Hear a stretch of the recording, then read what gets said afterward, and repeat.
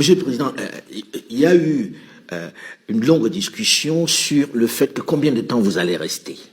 Quand est-ce que vous organisez des élections? Combien de temps va durer la transition?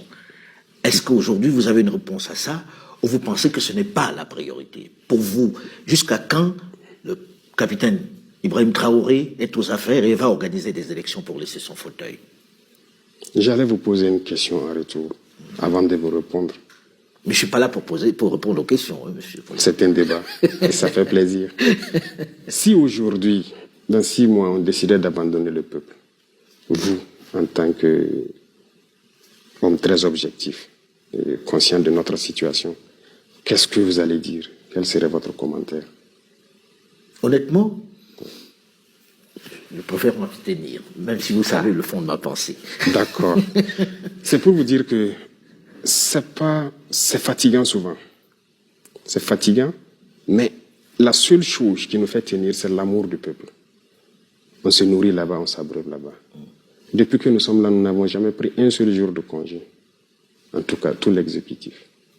Et vous imaginez quand vous dites ça, les hommes politiques se disent, nous c'est notre métier, puisqu'il y en a qui en ont fait leur métier, on a envie de revenir à la démocratie, on a envie de revenir au Parlement avec des gens qui sont élus, on veut faire parler le peuple. Qu'est-ce que vous leur dites? Qu'on va rester comme ça ou bien qu'on va mettre sur pied un modèle nouveau qui va permettre peut-être de remettre tout sur les rails? Leur métier, ils ont appris où ce métier? Nous ne voulons pas que les gens apprennent ce métier d'ailleurs et venir l'appliquer ici. Nous voulons créer un modèle. Parce que la manière de faire les choses ici, c'est pas la bonne manière. C'est comme je vous dis.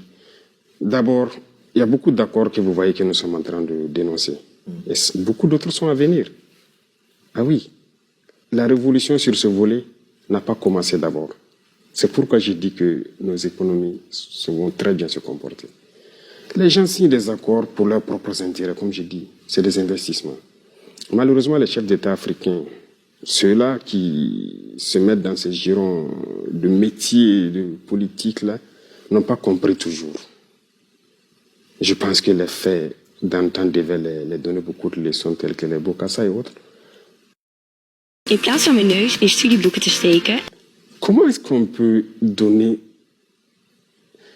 Je ne sais pas comment je vais expliquer. C'est inconcevable. Mais pour vous, Monsieur le Président, aujourd'hui, il n'est pas question de parler d'organisation d'élections, de fin de transition? Ah oui, on va organiser les élections comment à l'instant T?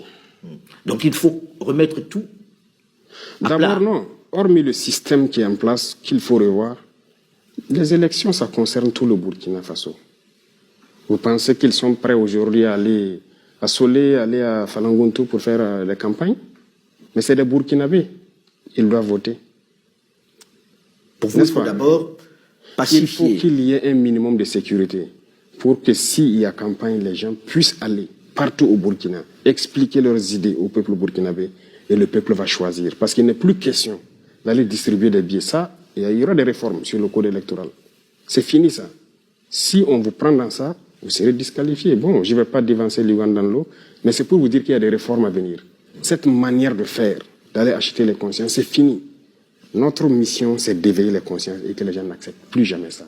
Si vous pensez pouvoir gouverner le pays, vous expliquez votre programme politique. Qu'est-ce que vous allez faire? Et peut-être qu'au bout d'un temps, le peuple va vous évaluer. Si vous